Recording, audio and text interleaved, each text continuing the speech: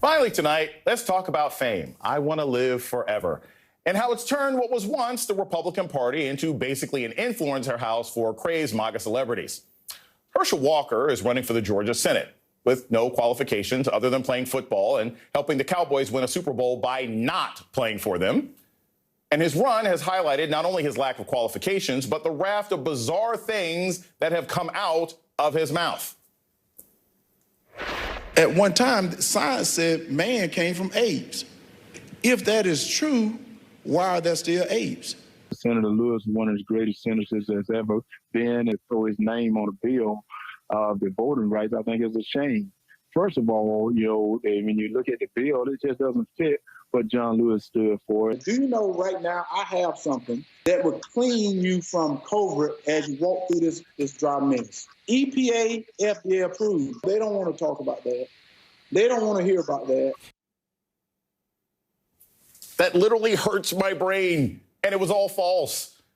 This week, Elie Mystal, a friend of the show, wrote that Republicans in Georgia, quote, think any old black person will do when it comes to their cynical strategy for defeating Democrat Raphael Warnock. He was basically talking about Herschel Walker and the idea that Republicans think that you can put any other black person up there, it'll be fine. And, well, last night, Herschel Walker felt like responding to Elie on the Sean Hannity show on Fox.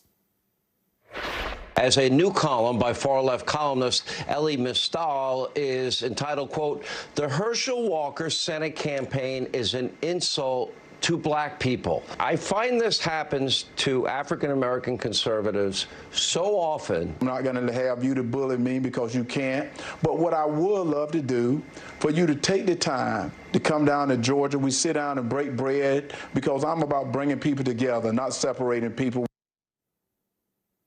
Why are you talking to Hannity about this issue? He has nothing to do with Georgia one way or another. Look, the core issue here is that you've got too many Republicans who'd rather mix it up on Twitter, argue with people in articles, and do TikToks instead of actually interact with voters. When you actually want to represent America, you got to get in the ring and compete with people instead of getting in front of a ring light to advance your Twitter followers and your TikTok.